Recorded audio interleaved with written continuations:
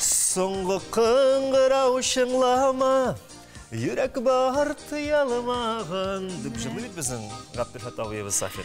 Şu жырлы келіп кіресі келі эфирға да, чөнки бір қуанышлы да, тыңғысыз да, рахат табылған мектеп еллары искә төшәлеге жырдан соң. Исәнмесез, хөрмәтле телевизор караучы, дусларыбыз, тамашачыларыбыз. Саулармысыз. Быел укучылары мектеп белән 22-23 майда хушлашса да, безнең күңелләрдә соңгы кыңгырау бәйрәме ул һәр вакыт 25 майда. Соңгы кыңгырау дәресләре, күңелле тәнәфесләре укытучыларның белеме белән үрелеп барган балачак белән хушлашу символы. Демәк, балаларның һәм әти-әниләрнең җәйге каникуллар башлану белән котлап, тапшыруыбызны башлыйбыз. Сезне Манзараның иҗат төркеме һәм алып баручылары Әдилә Сәфәрова белән Айваз Садыров сәламли. Иртәнге ашка без сезнең белән тиз генә әзерләнә торган бер ризык әзерләрбез. Аның өчен пешкән бәрәңге, süt, un, bir yumurta hem yeşil soğan kirek bulur. Әлеге урманда ясалма интеллект ярдәмендә ясалган урманга сәяхәтләргә мөмкин. Нефик персонажлар әкияти урман белән интерактив, яңа тәэсирләр бүләк итә. Һәм монда һәр кеше үз урманын ача. Tuzğanaq, кинәр жылыту белән бөтен дөньяны сап-сары иттереп каплап ала. Кичкенә чагында без кызлар анадан матур тақиялар үреп киеп йөрибез. Аяк астында гына үсеп утыручы шушындый матур чәчәкләрнең файдалы үзлекләрен белмибез дә. Анардан төрле салатлар, кайнатмалар да ясарга мөмкин. Ни өчен бу авылга шундый атама бирелгән? Әнигә андый исемле авыллар берничә? Авылым иртәсе сәхифәсендә без авылларның тарихы, атамалары, язмышы турында уйланырга яратабыз. Саба районының Тенеки авылының төп атамасы халык телендә Паречкури икән. Архив документларындагы әйтсәк, Паречке Уре. Авыл белән бәйле башка тарихи мәгълүматлар белән дә танышырга вакыт җитте. Байлар собасыннан 5 километр ераклыкта бай тарихлы, гаҗәеп матур табигатьле Тенеки авылы урнашкан. Җирле халык аны икенче төрле көмешчеләр авылы дип таный, чөнки элек-электән биредә кәсепчеләр яшәгән. 15нче гасырда авылга нигез салган Тенеки карта беләзек, муенса алкалар ясаган дип сөйлиләр. Көз башлануга көмешчеләр үзләренең биштәрләренә эш коралларын салганнар. Һәм әлбәттә инде Yolluq ризык алганнар да йөзгә кузгалганнар. Алар бер китүдә 2-3 ай, бәлки әле яртышар ел үзләренең гаиләләренә, туган җирләренә кайта алмаганнар. Шунда кәсеп итеп йөргәннәр. Менә шушы кәсеп Тенеки халкын инде тормыш көнкүрешен яхшыртырга бик зур ярдәм иткән. Революция алдыннан 170 йортлы Тенекидә 6 пишмаклы бик яхшы йорт 35-кә тулган. Ә инде салам түбәле йортлар күзгә күренеп кими барганнар. Көмешчеләр белән бер рәттән авылның күмәче, итче, дигече исемнәрен йөрткән нәселле сәбәләре бар. Тенеки авылында коралтынлау кәсебе белән дә шөгыльләнгәннәр. Бу эштә инде иң оста кеше Хәбиб Рахман бабай булган. Мин аны үзем күреп, үзем белеп, аның эшенә сокланып, шунда яшәгән кеше буларак та әйтәм инде. Бик оста, булдыклы, авылыбызда нәни кызчыклар тууга, шушы Хәбиб Рахман бабай бүләк итеп, ул кызга алка, yüzüкләр бүләк итә торган иде. Хәбиб Рахман бабайның нигезе бүгенге көнгә кадәр сакланылган. Бик күп вакыт ул ташланды хәлдә була. Быел әлеге нигезне сатып алганнар. Киләчәктә данлыклы көмешче җире элеккеге вакытлардагы кебек нык өйле, күркәм, бакчалы булыр. Һәр хәлдә авыл халкы шундый өметтә. Тенеки авылының үзәгендә күптән түгел генә төзелгән клуб урын алган. Аның янәшәсендә Ихлас мәчете. Авылда беренче дин йорты нәкъ шушы урында 1870 елда төзелгән була. Совет чорында аның манарасы киселә, бина күп еллар мәктәп вазифасын үти. 2009 елның 21 ноябрендә мәчет янәдән торгызылып, барлык мөселман дин кардәшләр өчен үз ишекләрен ача. Авылыбыз елдан-ел матурлана, үсә бара, яңа йортлар салына, гаиләләр төзелә, басу кырларыбызда мулуңыш үстерелә, илебез тагын баятуда, абый апаларыбыз кешеләрне кызганмыйча эшлиләр. Эш кешесе үзе, димәк җирдә, чын моторлык иҗат итүче. Кеше өчен әйе, чын моторлык, намуслы һәм хәләл хезмәттә. Хезмәт ашатуа, чын моторлык. Хезмәт илтә иң зур хөрмәткә. Менә нәкъ шушыны тоеп, шушыны сизеп, яши безнең авылыбыз халкы.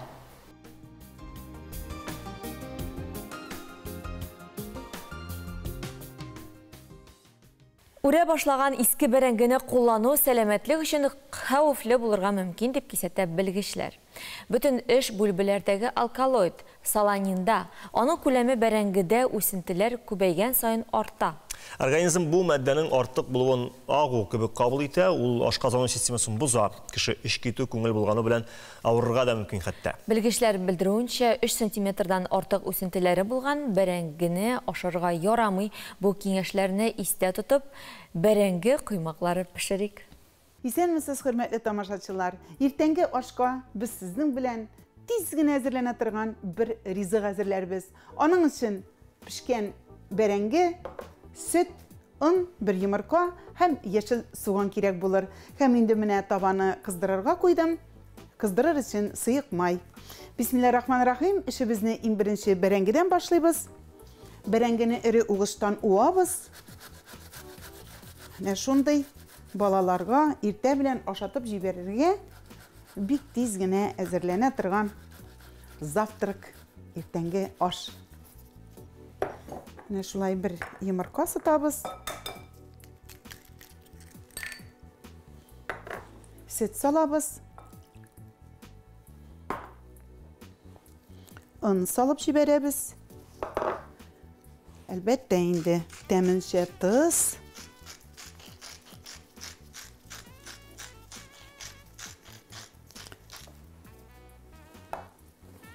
Борычны инде яңа тидем, шуны салып җибәрәбез. Турап яшел суган салып җибәрәбез.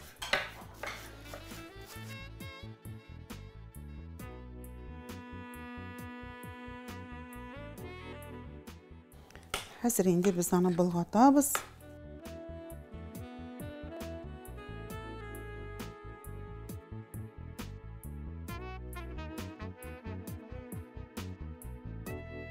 Һәм шулай әзер бәрәңгене табага куябыз.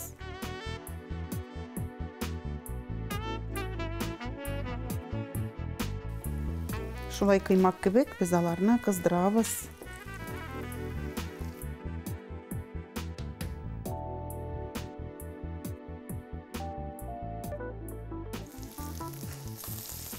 Менә шулай ике ягында әйләндереп кыздырабыз.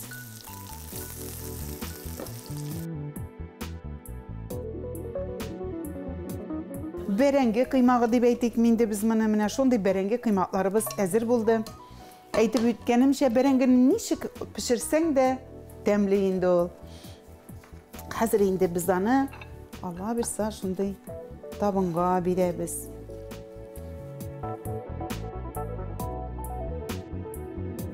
Менә хөрмәтле тамашачыларым, безнең бәрәңге һәм суганнан пешкән шундый кыймакларыбыз әзер булды.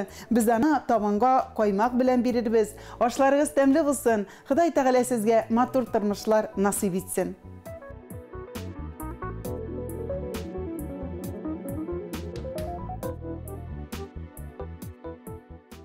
Җәйнең һәрбер көне истә калсын өчен нишләргә? Сен бу сорауны миңа бирәсеңме? Сиңа бирәм. Беренчедән, ялларны онытылмаслык файдалы итеп уздыра кирәк минемчә. Мәсәлән, планыгызга, менә киноларга, музейларга бары күбек пунктларны кертергә мөмкин.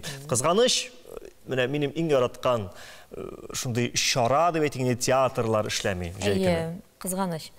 Музей дигәннән Казанның заманча сәнгать музеенда җәй буе бик кызыклы проект эшләячәк. Урман дип атала. Ул күргәзмәне генә түгел, мәдәни һәм белем бирү проектларында урманга виртуаль сәяхәтне дә үз эченә ала.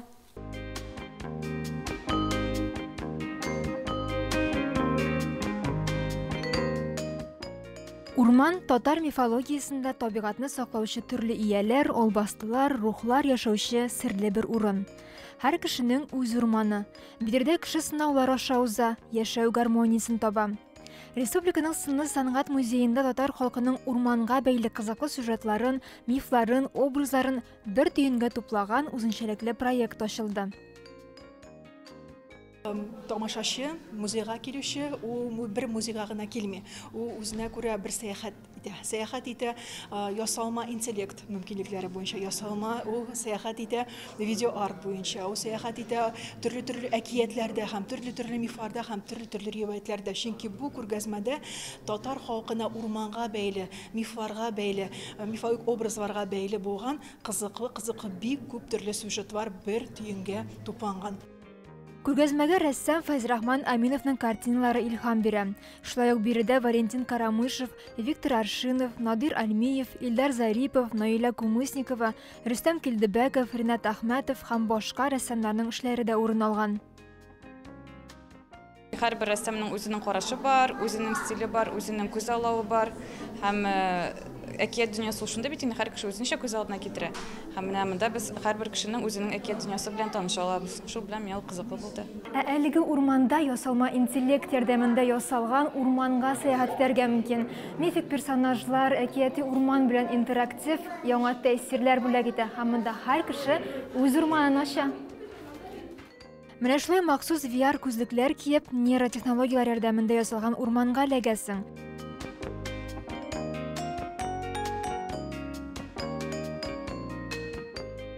Проектның техник өлеше белән Казанның Обау студиясе шөгыльләнә. Проектның менеджеры Ания Файзрахманова әйтүе буенча, нейрошелтер белән эш берничә айга сузылган. Музыкада нәкъ менә нейроннар ярдәмендә булдырыла. Музыкаль бизәлеш өчен Аухадиев исемендәге музыка көллияте җаваплы була. Конечно, мы впервые в нашем музее создали вот такой вот пункт. Без музейда беренче тапкыр балалар өчен менә шундый комплекслы проект эшлибез. Безнең өчен бу бик кызыклы, мөһим проект булды. Һәм без аны иң яхшы мәдәният учреждениеләренә бирелә торган грант ярдәмендә тормышка ашырдык. Әлеге проект заманча сәнгать музеендагы күргәзмә һәм VR сәяхәт белән генә шикләнми. Алда мәдәни һәм белем бирү проектлары да, мавыктыргыч остаханәләрдә булачак ди. Проектның җитәкчесе Гөлнара Мансурова. Шунда хәзерге вакытта яшьләр бу теманы бик күтәреп алалар һәм үзенең төрле өлкәләрне эзлиләр. Билгеле, без һәрбер рәсемне дә монда күрсәтә алмыйбыз. Әмма шуңа күрә без бер күргәзмә белән генә шикләнмибез дә. Әлеге күргәзмә заманча сәнгать галереясеннән кала, тагын Чистай музей тыюлыгында, анарысын Болгар музей тыюлыгында, анарысын Яңа Кырбайдагы дәүләт музеенда да урын алачак. Ягъни бу әле беренче генә күргәзмә, әле алга таба тагын 3 күргәзмә булачак. Һәм менә шунда инде без яшь рәссамнарны да күрсәтергә телибез. Хәзерге вакытта без иң олпат булган безнең татар классик рәссамнарыннан бу күргәзмәне башладык. Күргәзмә 3 сентябрьгә кадәр эшләячәк. Манзара тапшыруы өчен Лилия Гыйззатуллина, Азалия Прокофьева. Телевидениедә һәр тапшыруны пирамида белән чагыштырып булыр иде. Гадәттә тамашачы шул пирамиданың өстен, ягъни алып баручыларны гына күрә. Менә шул пирамида эфирга чыксын өчен бер тапшыру өстендәгенә дә 30дан артык кеше көч куя. Машина йөртүчеләр, операторлар, хәбәрчеләр, монтаж ясаучылар, режиссерлар, тавыш режиссерлары, яктыртучылар, гримерлар, техниклар, ярдәмчеләр. Бу коллективның бер генә кешесе эшләмәсә дә тапшыру эфирга чыкмаска мөмкин. Яңа Гасыр телеканалында тапшырулар әнә шундый тырыш хезмәт нәтиҗәсе. Хәзер үткәндәге сәхифәләргә күз салыйк. Ул телеканалыбызның 20 еллыгына багышлана. Төрле елларда бу көн нинди вакыйгалар белән истә калган. 20 ел Яңа Гасыр каналы эфирда. 20 ел без Татарстандагы барлык вакыйгаларны яктыртып барабыз. 2015 елның бу көннәрендә Рөстәм Миңнеханов Россиянең рәсми делегациясе белән Мисыр Гарәп Республикасында булып кайтты. Тагын 2 елдан Россия президенты Владимир Путин Рөстәм Миңнехановны Александр Невский ордены белән бүләкләде. 2018 елның 25 майында Россиянең халык артисты Сергей Безруков Буада театрлар фестивалендә катнашты. Ул анда «Маленький принц» спектаклен тәкъдим итте.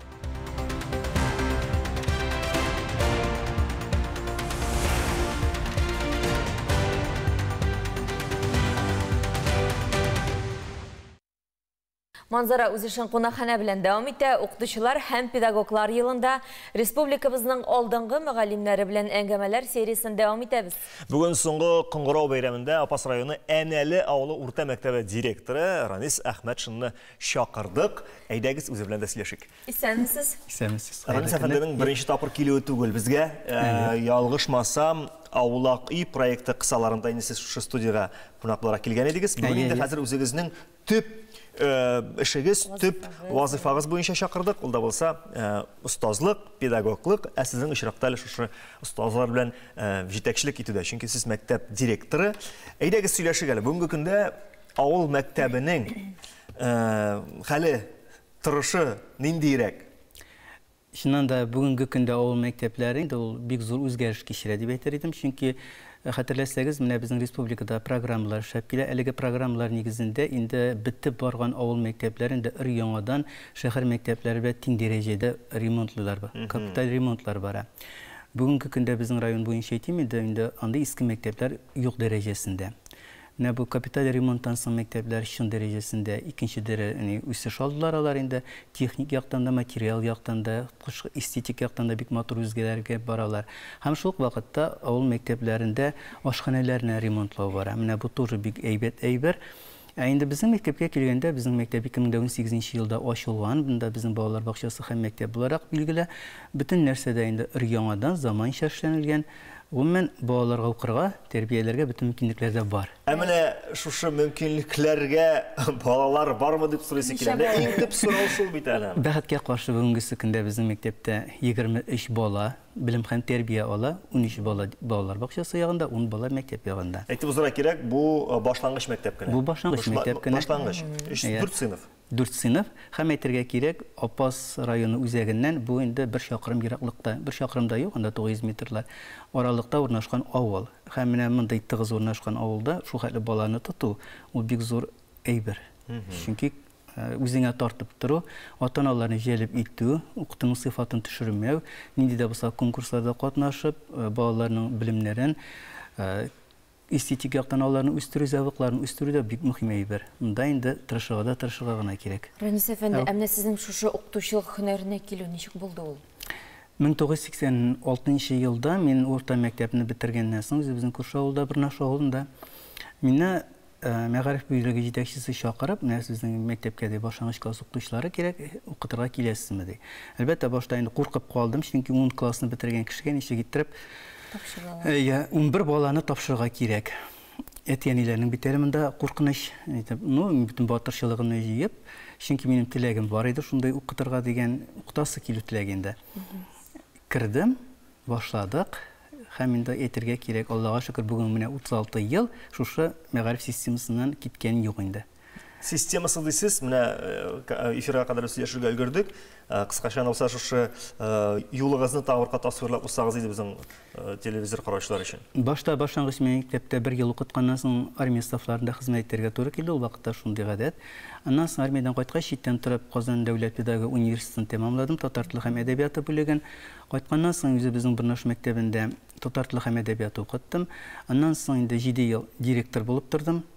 Шушы мәктәптә 7 елдан соң район үзәгендә башкарма комитетының социаль мәсьәләләр буенча урынбасары булып эшләдем. Аннан соң инде Апас районы мәгариф бүлегенең начальнигы буларак эшләдем. Аннан соң сәламәтлек калкшау сәбәпле аннан китәргә туры килде. 5 ел дәвамында инде сезнең белән коллегалар буларак Татарстан 24 каналында журналист булып һәм радиода эшләдем инде. Буада Курпункытта безнең инде урнашканында. Һәм шуннан соң менә яңадан район башлыгы әйдә үзебезнең районга кайт, яңадан йөрмә дип инде чакырып алгач, шушы мәктәпкә директор булып куйдым инде. Менә 3 ел әлегә шушы мәктәптә эшләп торабыз. Монда китап язырлык булган инде. Үзегез тагын менә хәзер берәр фән укытасызмы? Юк, чөнки хуҗалык эшләре, оештыру эшләре булу сәбәпле һәм инде әлбәттә дәресләр укытучыларга җитми. Әгәр дә мин дагы дәресләрне алсам, моннан соң укытучыга хезмәт хакы да калмый. Укытучыларга кытлык кичермәйме мәктәптә? Юк. Безнең мәктәптә укытучыларга кытлык хакы кичермибез. Аллага шөкер. Инглиз теле укытучыбыз читтән килеп укыта әлбәттә инде. Үзебезнең калган укытучылар үзебезнекеләр. Ранис әфәнде, без гадәттә килгән укытучыларга укытучы нинди булырга тиеш дип сорыйбыз. Сездән директор буларак, сез укытучыларга нинди таләпләр куясыз, алардан нәрсе сорыйсыз? Балаларны ярату, үз эшенә булган хөрмәт итү, аннан соң инде менә шушы әйберләр булырга тиеш беренче чиратта. Икенче чиратта инде тәрбия өлкәсе бик зур булырга тиеш. Бүгенге көндә балаларны татар телендә белем алу, аларны сөйләшергә өйрәтү, шулай ук ни кызганыч бик зур мәсьәлә булып, проблема булып тора. Авылда да? Авылда да хәтта. Чөнки авылда да бар интернет, чөнки авылга да кайта шәһәр балалары, чөнки авылда да бар телевидение. Һәр кемнең кулында шул. Һәр кемнең кулында, хәтта балалар бакчасыннан ук рус телендә генә аралашучы балалар бар. Татар балалары рус телендә генә аралаша, татарча белмәүчеләр. Гаиләдә ничек аралашалар алар? Күрәсең димәк Алар гаиләдә? татарча аралашалар, ләкин шушы телефон дигәне инде үзенекен итә. Татарча гаиләдә дә татарча аралашалар, әти-әниләр белән татарча сөйләшәләр. Алар аңлый татарча, ләкин җавап кайтара русча. Аларның фикерләү дәрәҗәсе русча бара. Чөнки Күрә әйтәм бит мин татар телен үстерәсең килсә, балаларның кулларына телефонны тартып алырга кирәк. Менә шундый бер вакыйга та булды минем бер көннәре. Район үзәгендә барам, бер ана, мөселман анасы, яулык бәйләгән, шундый телефонда утыра, скамьяда, баласы читтә утыра. Буланаган дәшә, мама, посмотри. Әнисе бер кем дәшми. Башта мин карап тордым, әйтәм, нинди ушсыз ана. Ничек инде баласына шу хәл үзгәләренә бер сүз дәшми. Шуннан бала, әнием кара әле, менә мин ничек эшли алам дигәннән соң, теге хатын күтәрелеп карап, рәхмәт ул, менә дөрес эшләдең дип. Менә мин шуннан соң аңладым. Русча эндәшкәч ул дәшми, татарча эндәшкәннән соң баласын күрәсен татарча өйрәтү максатыннан ул шул сүзне көтеп торган икән дип инде. Безнең коллегалар арасында да милли жанлы алып баручылар, журналистлар арасында да бар, шул исәптән үзебездә безнең гаиләдә әйтик, мәсәлән, татарча әтидә инде аңламый. Бала белән сөйләшкәндә русча аңламый һәм әлбәттә инде бала мәҗбүр нәрсәдер кирәк икән. Ашысы килсә, унысы килсә, нәрсәдер әйтәсе килсә, татарча эндәшергә, шуңа күрә бу метод чыннан да бик эффектив. Ранис әфәндедән инде әлбәттә остазы турында да сорамый мөмкин түгел. Сезнең остазыгыз кем булды? Иң беренче минем остаз Зәйнәп исемле апа иде. Инде без апа дип йөртәбез авылда бит, һәр вакытта исем учестволар юк, Зәйнәп апа дип әйтә дигәндә. Менә ул шул хәтеремнән кирип калган мөләйем, ачык йөзле, йомшак. Bütün balanda үзенең улы кебек, кызы кебек күрә иде. Аңлатып инде, менә шул безне беренче класста укытып, хәреф танырга өйрәтеп, бөтенсен дә аңлата иде. Аннан соң безнең мәктәптә без шуның белән дә бәхетле булдык. Без рус телен аерым укытучы укыта иде безгә. Бу бер кайда авыллардан ди нәрсә юк. Бу мен бер укытучы гына укыта бит инде авылда, бездә инде рус телен шушындай. Менә ул Ирина Михайловна дип йөртәбез инде бүгенге көндә дә исән сау. Менә ул миңа инде, Ирина Михайловна, мен шуша укытыра, шуша нишлим икән? Ай, укытыгыз, сездән була. Мин ярдәм итәм, чыннан да бик нык ярдәм итә иде. Инде татар теленә килгәндә, безнең инде бүгенге көндә мәрхүмә Гайша Нурилина дигән бик тә яхшы Татарстан атказан укытучысы иде. Бу инде 80нче елларда Татарстан атказан укытучысы исемен алу шундый зур дәрәҗә. Менә татар телен ул яратырга өйрәтте. Шигырьятларга, сөйләргә, сочинениялар язарга, гомумән әдәбиятка булган мәхәббәтне мин анардан гына алам инде. Өстәмә ниләр эшләр дисеңме, мен сочинение язырга бик нык ярата идем. Менә аның инде канатландырып тору һәм сен әйдә эшлә дип әйтеп, төрле бәйгеләрдә җиңдерү, театраль аның безнең алып бара иде, театр түгәрәкләре. Анда катнаштырулар, менә шуңа демәк тәэсир, күрдеңме, кешенең язмышына йогынты ясаган тәэсире. Ранис әфәнде, бик иштәлекле, бик күркәм сөйләшү булды бу, чөнки чыннан да менә авыл мәктәбе торышын, шунда эшләүче, шуны җитәкләүче кеше белән сөйләшүдән дә эффектив усулы юк. Бер сер ачам, әле Ранис әфәнде һәвәскәр бакчачы да, ул киви, арахис, имбир кебек, шундый экзотик әйберләр үстерү белән дә мауга бит. Шуңа күрә без аны җибәрмибез. Хәзер сюжетларыбызны дәвам иттербез, ләкин Ранис әфәнде, сез ерак китмәгез, без сезне янәдән инде студияга Хәвәскәр бакчачы итеп чакырырбыз һәм тагын матур күркәм әңгәмә кырырбыз. Ярый, рәхмәт. Әлегә тапшыруыбызны дәвам итә торыйк. Үзе әше, үзе сары, әмма шундый файдалы лимон хакында сөйләшербез. Лимонның С витаминына бай икәнен күпләр белә. С витамины кешедә ашказаны эшчәнлеген яхшырта. Әлеге кояш сыман сары җимеш А, B1, B2, D һәм P витаминнарын да үзенә туплаган. Лимон су һәм лимон кислотасыннан тора. Шулай ук анарда минераль тузлар да бар. Алар үз чиратында кеше организмы өчен бик файдалы матдәләр. Мисырда лимонны чаян агуыннан кулланганнар. Лимонны 2 өлешкә бүлгәннәр. bir өлешен чаян чаккан урынга куйганнар, икенче өлешен ашаганнар. Лимон согын бүйірдә таш булганда, атеросклероз, ашказаны авырулар вакытында эчәргә кушалар. Шулай ук лимон согын салатларга да салсагыз була. Ангина белән авырган чиракта лимон согын җылы суга кушып, тамакны чайкатсаң җиңелрәк була. Җылы суга лимонның бер өлешен салып, иртән торуга аш карынга бер аш кашыгы бал белән эчеп җибәрсәгез, ашказаны эшчәнлек яхшырыр. Лимон иммунитетны да күтәрә. Лимон согы кушып чәчкә тукландыргыч маска биткә битлекләрдә ясарга була. Лимон бик файдалы җимеш булса да, чамасын белеп ашарга кирәк. Кызык фактларга килсәк, җир йөзендә лимонга багышланган сыннар, һәйкәлләр дә бар. Лимонлы чәй салкын тигәндә булыша, шулай ук иммунитетны да күтәрә. Сау сәламәт булыгыз.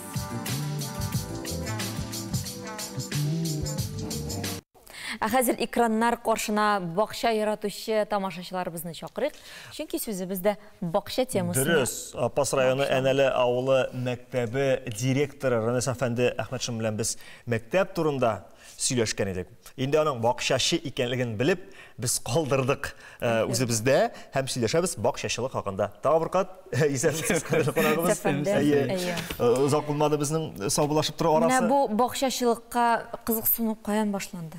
Білесің, мен өзім шешеклер яратам. Яңа менә шушы меске әйттем бит әле, иң беренче укытучым Гайша апай Нурилина дип әйтте. Бу әйткәне бар иде. Шешек яраткан кешенең эчендә усаллык булмый дип әйтеп. Менә шуңа күрә безнең инде үзебезнең андый кичкенә генә йортта тора идек без бала чагында, андый мөмкинлекләребез юк иде. Но безнең яны ярата яран гөлләре. Шуннан соң инде менә айрым җыр салып чыккачтан, бакча урыннар күбәйгәчтән Мәйтем шешек үстермәтегә хыялым тормашка ашырым әле дип әйтеп, инде иң беренче әнинең яраткан гөлләрне утырта башладым.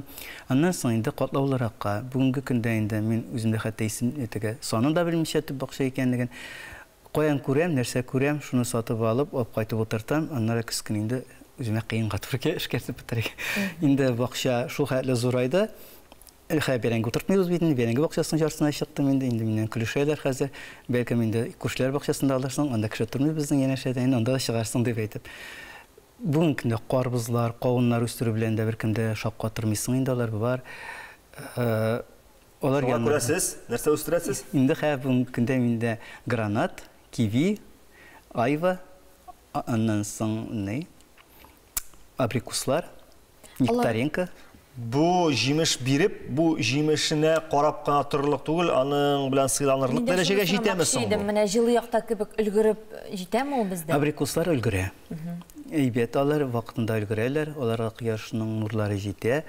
Ә менә киви шешектә, ансын беренче быел гына утырттым, апак шешек атып утыра, белмим нәрсә булып чыгар. Дөрес, ул теплица эчендә, урамда түгел, чөнки салкыннар булып алды бит әле. Шөтер дип куркып аны шунда гына утырткан идем. Гранат 2-3 ел үсә, кышлый бик матур. Менә быелгы кышта да ул әйбәт кенә чыкты.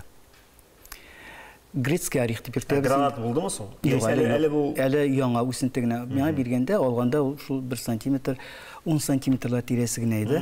Ничә ел көтәсең инде моңа? Ничә ел көтәсең хәзер? 7 ел. 7. Ул өйдә үсәмәләсез? Юк, урамда. Урамда. Единственное, аларга бер шарт булырга тиеш, су җыелып тормаска тиеш. Менә шушы шарт үтәлсә, әлбәттә җилләр инде карыйсың, кайсы яктан җил искәнлегендә, төньяктан җил улан урынга утырмыйсың, көньякка күбрәк. Инде корткычлардан сакларга, төбен йомшартып, су сибәргә яратырга иң мөһиме. Әгәр шушы студиядә утыручы бер иптәшнең исеменә ошаган җимеш турында да сөйләшик әле. Айва. Айва менә ул бит инде безнең алма белән абрикосны кушылдырган агач. Яфраклары айвага нигә алмагачка ошаган, үзе зурлыгы белән дә шундый. Бутарга да мөмкин? Бутарга да мөмкин. Әмма аның инде тәмен бутай алмыйсың. Көз көне генә өлгерә, бик тәмле, шундый сулы, яшькелт тәмле, бик әйбәт. Авыз сулары килде. Айва шамырмы? Бар.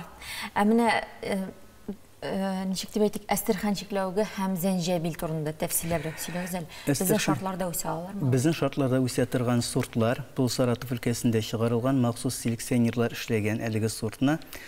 Бүгенге көндә миндә берсенә 3 ел, икесенә аларның әле 1 ел гына. Шулай утырткан, быел менә Şunысы гаҗәп, алар bütün ağaçlar яфрак ярып бетергәч кенә чыгалар. Менә хәзер генә чыгып килә башладылар әле бүгенге көндә алар борынлап кына киләләр дип әйтгәндә. Шуңа күрә утырткан кеше куркмасын, теге юкка чыга икән китмәде дип әйтеп кайгырасы түгел. Мин моны каян алып әйтәм, чөнки безнең буада эшләгәндә, шулай йөргәндә бер кеше утырткан яны күрдем үзендә үскән агачын җимешләре белән. Димәк, безнең якларда үсә. Аны Саратовка шул чыгып, питомникка аларга белән сөйләшеп, әйтәм, шулай бездә үсәме дигәч, әйе, үсә, менә шундый сортлар дип алар бирделәр шушы сортларны. Аны сатып алдым. Көтәбез, нәрсә булыр. Менә чәчәкләр яратам дидегез, нинди чәчәкләргә күбрәк өстенлек бирәсез? Розалар, питониялар дип әйтгәндә, һәм хризантемалар. Менә аларны үстерү буенча киңәшләрне кайдан эзлисез? Интернет челтәреннән, әлбәттә, таныш белешләрдән. Birinci mərtəbə min xərbədə bazardan almayım.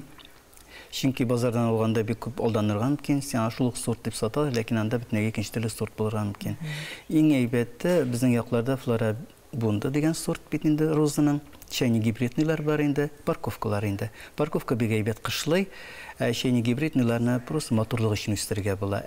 Florada bundalarını alan indi nişəgə uşatırğa mümkün özün üçün. Məsələn, Butaqdan uşatırğa mümkün. Şirinkava aytıb yürtəbіз bizəni bu indi inkin taralğan burita metodu bilən tamır jibərib bula. Nechik bola ol burita?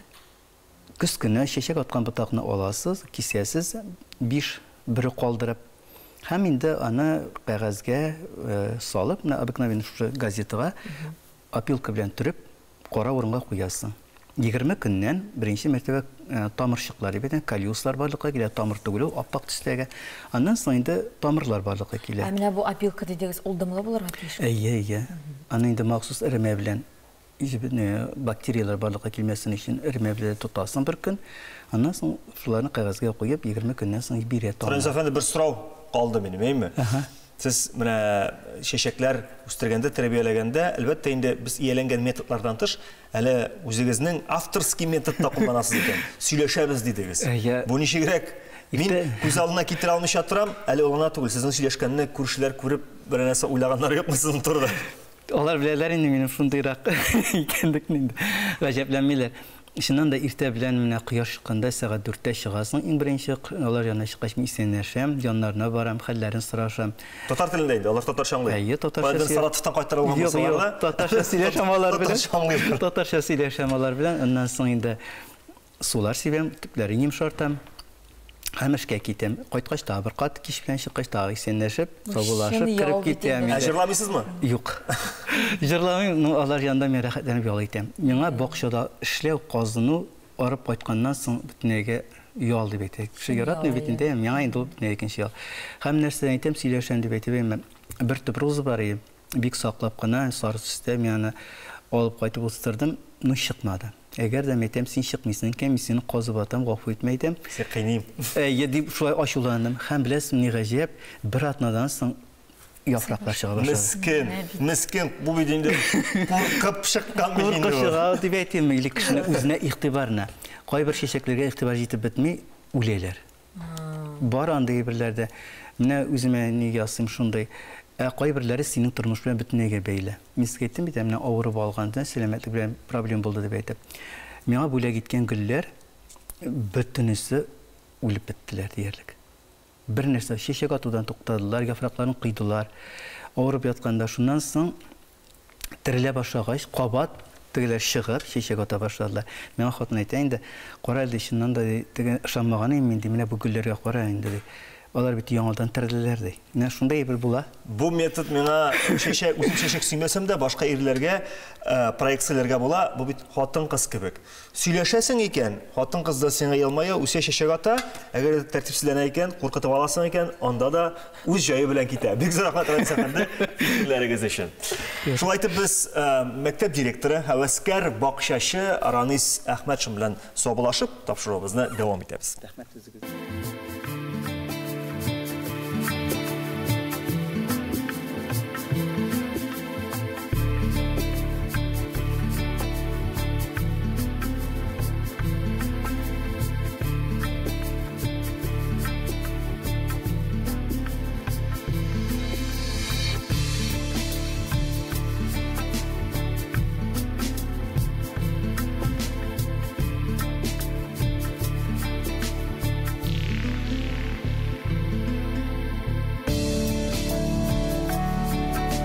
Жәге каникулларда Алабуға шәһәренә барып кайтырга киңәш итәбез. Бу республиканың иң күп музейлары урнашкан шәһәре. Рәссам Иван Шишкин музейі, невропатолог Владимир Бехтерев музейі, Рус армиясындағы бірінші кавалерист қыз Надежда Дуроваға бағышланған музей. Шағира Марина Светаеваның йорты. Алабуғаға барсағыз, ғұммен музейларыны жүріп шығырға бір генә күнде жетмейшек. Біз соңғысына, яғни Марина Цветаева музейына тоқталайық. Марина Цветаева Алабуға шәһәренә 1941 елның 21 августында аяк баса. Биредә ул ни бары 10 көн генә яшәп кала. Без бүген аның музее белән танышып, соңгы көннәрендә шагыйрә нинди хис кичерешләр белән яшәгән, нәрсә уйлаган, кемнәр белән аралашканы хакында белешергә булдык.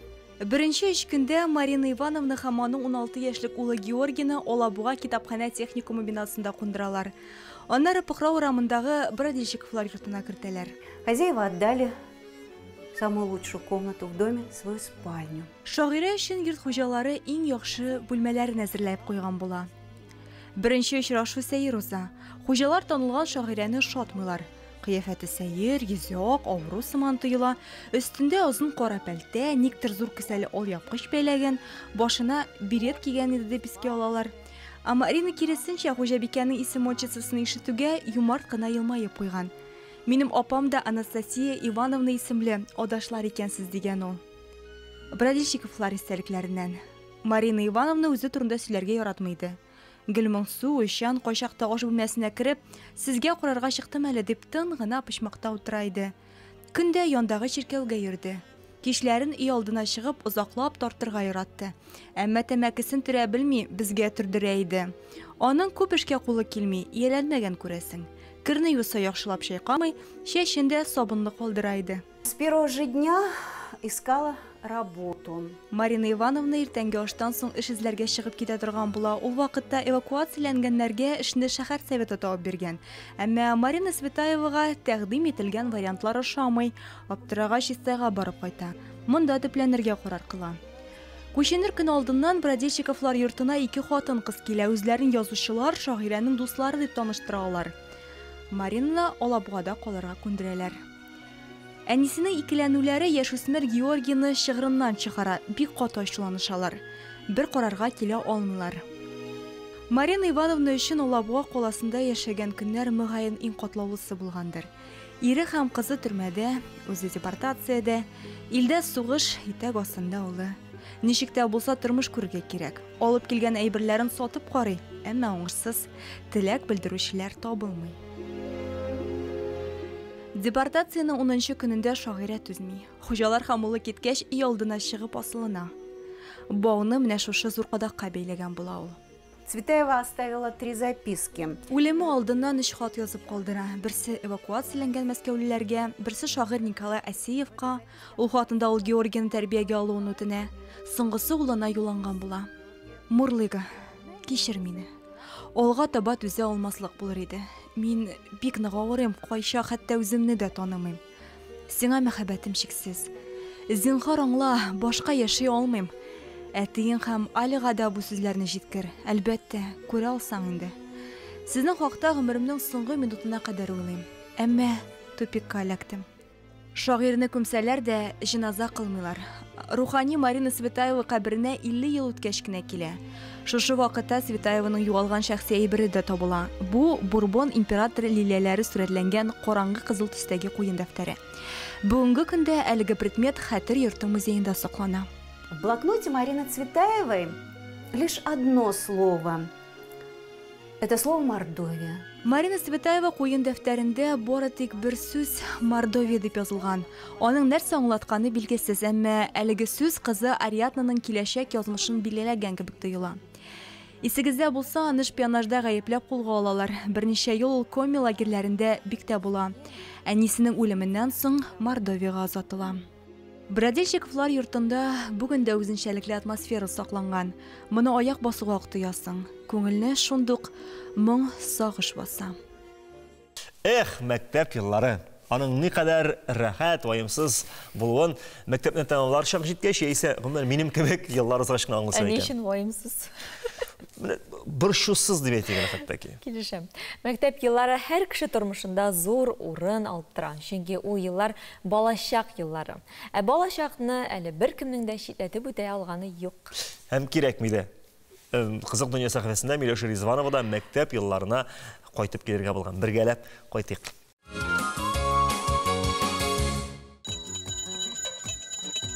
Әллә құлағым шаулый, әллә қыңғырау тауышы ишетелә.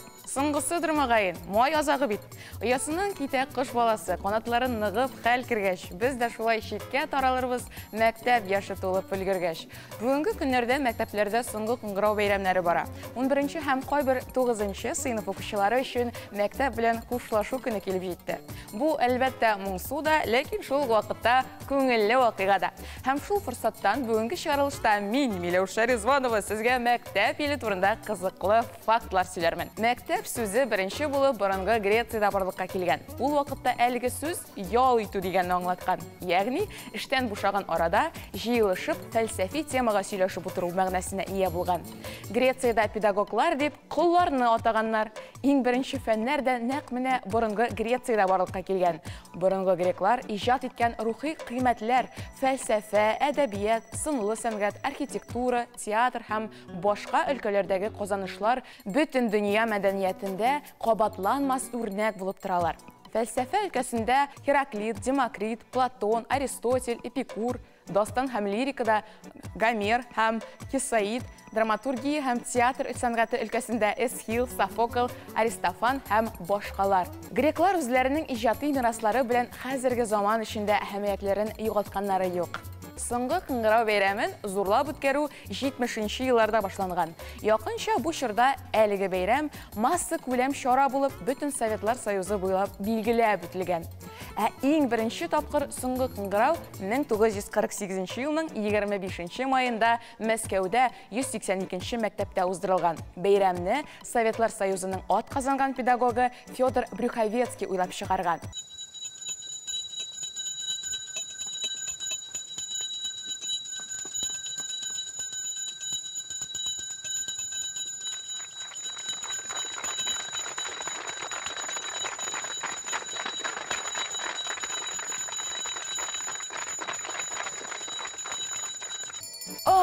Кыңгырау шыңлый, дәрес башлана, бүгінгі дәрескә соңларга ярамый. Бездә ике бик таләпчән укытучы бар. Сүзне тизрәк аларга бирәм. Киләсе очрашуларга кадәр.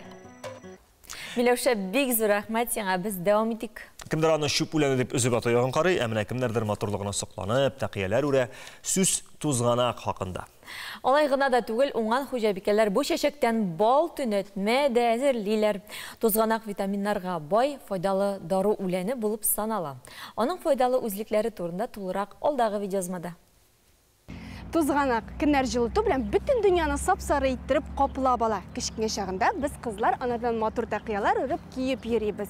Аяк астында гына үсеп утыручы шушындый матур чәчәкләрнең файдалы үзлекләрен белмибез дә. Анардан төрле салатлар, кайнатмалар да ясарга мөмкин.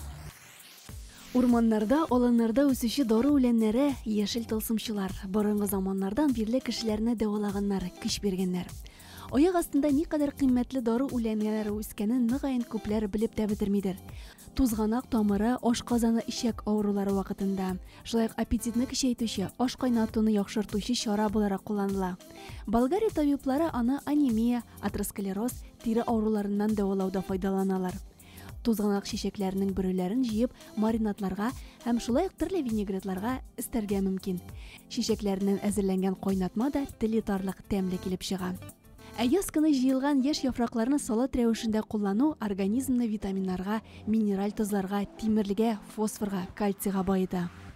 Без кызым белән бүген иртән иртүк торып тузганак җыйдык. Барыгыз да беләсезләр, тузганак бик тә файдалы. Ул артерия давленияларны, югары артерия давленияларны рәтли, йөрәккә файдалы, кан тамырларына файдалы. Һәм без кызым белән бүген тузганак вареньесы пешерәбез.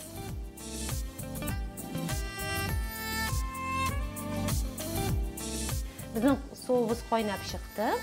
Без кайнар суга үзебезнең тузганакларыбызны 10 минутка салабыз. Ул үзенең тәмен бирәчәк. Хәзер без тузганакларны менә шулай аерым савытка салабыз. Безне кайнап чыкты.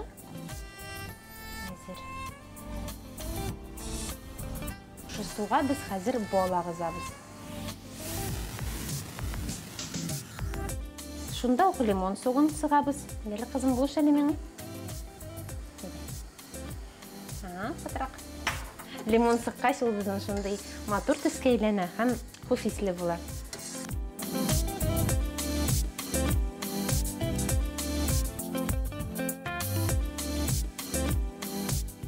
Витаминнарга бик тә бай булган кайнатмабыз әзер. Менә шундый тәмле, хуш исле. Şeyləriniz təmli bulsun.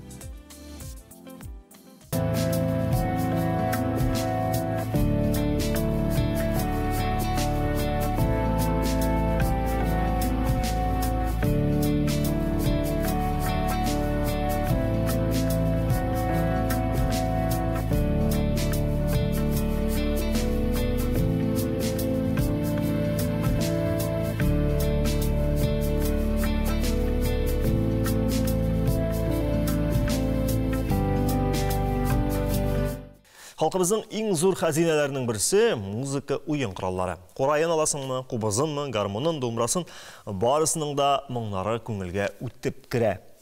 Бәхәсі olмаған әлігі байлықны юғалтмай сақлау біздің әлбәтті изге бұрышыбыз. Мұң сандығы сәхифәсі алып барушысы Руслан Ғабитов нәқ міне шул мақсатны көз алдында тұтада енді. Бізні Түрки халықларының музыка ойын құраллары білән таныштырып тұра. Олай ғына да түгіл бірсінен бірсі матур күйлерін ишету мүмкинлігін дә бире. Руслан, хәйрлі күн, рахимет сөз сиңа. Исәнсіз хөрмәтле моң сандығы сәхифәсе тамашачылары. Эфирда 100-нче юбилей сәхифә. Һәм біз сезнең белән Алтай якларына барып кайтырбыз. Алтай халкының музыкасы тау гөрләвекләреннән, шарлавыкларыннан, кош сайравыннан, марал җәнлеге үкерүеннән чыккан тавыш. Ул музыка үз эченә табигатьне сеңдергән. Инде Алтай музыкасында җайдакның камчы сызгырганын, Қам ойнаған дүңгір тауышын, қырғый бүре улауын, қабарға исемлі жәнлік тауышын ишетірге була. Біз бүгін Алтай халқының Икили дип исемләнгән музыка ойын құрал турында сөйләшербез. Икили Алтай халқының қыллы, сызгычлы милли ойын құралы. Әлбәттә, мондый ойын кораллары күрше халыклар белән, күрше төрки халыклар, күчмә рәвеше белән яшәүче халыкларның уртак ойын коралы, дөресрәге тугандаш ойын коралы. Мисал итеп китергәндә, әйтик, Тыва халкының Игил музыка ойын коралы, охшаш ойын коралына охшаш. Аннары Монгол халкының Маринхур музыка ойын коралына охшаш, уртак тугандаш ойын коралы. Аннары бар Хакас халкының дигән музыка ойын коралы. Менә бу барысы да тугандаш музыка ойын кораллары. Төзелешенә килгәндә, төзелеше әйтеп иткәндә, бу ойын коралының озынлыгы 1 метр шамасы тәшкил итә. Корпусы төрле формада була. Күпчелек корпусы овал формасында, мәсәлән, тамчыга охшаган ойын кораллары бар. Декасының өстен гадәттәгечә төрле хайваннарның тиресен тарттыралар. Дөя тиресе булырга мөмкин, кыргый кәҗә тиресе булырга мөмкин. Бу тире резонатор функцияларын көчәйтә һәм инде музыка ойын коралының тавышы яңгырайышлырак килеп чыга. Гадәттәгечә икилида 2 кыл була. Без беләбез, икили 2 дигәнне аңлата. 2 кыл. Икили музыка ойын коралын карагай агачыннан ясыйлар. Бу ойын коралының сызгычы да була. Сызгычны тал агачыннан, сәрви агачыннан һәм шулай ук шымырт агачыннан ясыйлар. Сызгычның үзен атның ялыннан ясыйлар. Атның ялын сымала белән ышкыйлар, бу инде тавыш чыгару өчен кирәк. Икилидә бары тик ир атлар гына уйный алар, аякларын бөкләп утыралар, ойын коралын туры тоталар һәм традицион музыканы уйныйлар. Инде әйтергә кирәк, икилидә уйнаган көйләр гадәттә 1 октавадан артмыйлар һәм югары түгел, алар күбрәк табигатьне чагылдыра, табигатьтәге төрле тавышларны чагылдыра. Һәм ике кыл кварта югарылыгына киләнелә. Хәзер әйдәгез инде икили тавышында тыңлап китик. Бездә кунакта яшь музыкантлар, алар Чурос Гуркин исемендәге музыка көллияте студентлары Айсур Нонуков икилдә уйный һәм Чурикинов Әжәр ул топшурда уйнаячак. Без Роман Владимирович Саланхановның Сәях исемле көен тыңлап китәбез. Бу ки ат чабуның бер ысулын чагыштыра. Егетләр, рәхмәт итегез.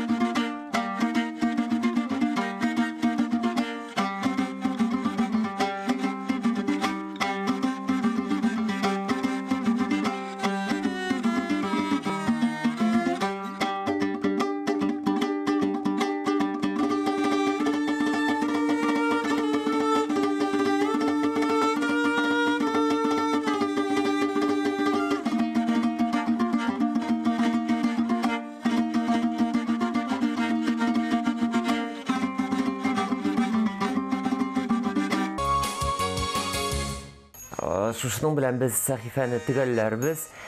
Хөрмәтле тамашачылар, киләсе очрашуларга кадәр исән сау булыгыз. Және һәрбер көне истә калсын өчен нишләргә? Сен бу сорауны миңа бирәсеңме? Сиңа бирәм. Беренчедән, ялларны онытылмаслык файдалы итеп уздыра кирәкмәемчә. Мәсәлән, планыгызга, менә киноларга, музейларга бары күбек пунктларны кертергә мөмкин. Кызганыч, менә минем иң яраткан шундый шара дип әйтгән театрлар эшләми җәйкене. Кызганыч. Музей дигәннән Казанның заманча сәнгать музейында җәй буе бик кызыклы проект эшләячәк. Урман дип атала. Ул күргәзмәне генә түгел, мәдәни һәм белем бирү проектларында урманга виртуаль сәяхәтне дә үз иченә ала.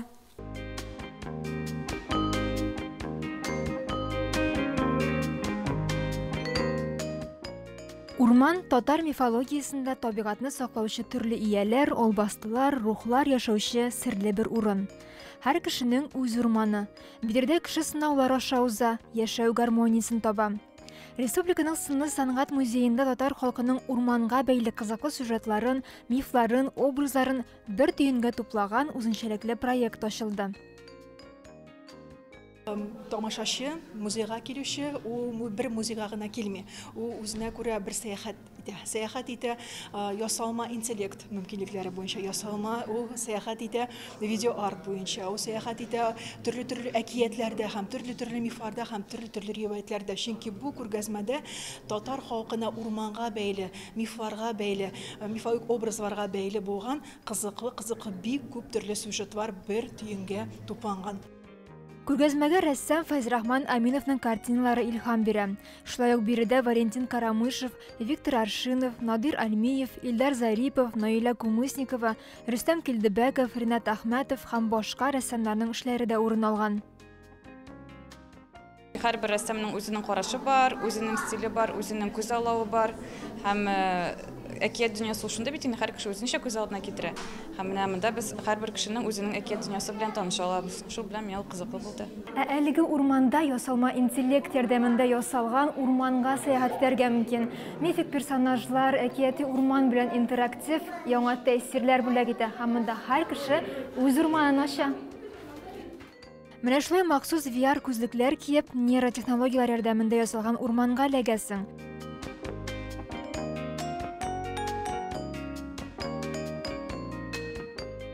Проектның техник өлеше белән Казанның Обау студиясы шөгыльләнә. Проектның менеджеры Ания Фәзрахманова әйтүе буенча, нейрошелтер белән эш берничә айга сузылган. Музыкада нәкъ менә нейроннар ярдәмендә булдырыла. Музыкаль бизәлеш өчен Аухадиев исемендәге музыка көллияте җаваплы була. Конечно, мы впервые в нашем музее создали вот такой вот комплекс. Без музейда беренче тапкыр балалар өчен менә шундый комплекслы проект эшлибез. Безнең өчен бу бик кызыклы, мөһим проект булды. Һәм без аны иң яхшы мәдәният учреждениеләренә бирелә торган грант ярдәмендә тормышка ашырдык. Әлеге проект заманча сәнгать музеендагы күргәзмә һәм VR сәяхәт белән генә шикләнми. Алда мәдәни һәм белем бирү проектлары да, мавыктыргыч остаханәләрдә булачак ди. Проектның җитәкчесе Гөлнара Мансурова. Шунда хәзерге вакытта яшьләр бу теманы бик күтәреп алалар һәм үзенең төрле өлкәләрне эзлиләр. Билгеле, без һәрбер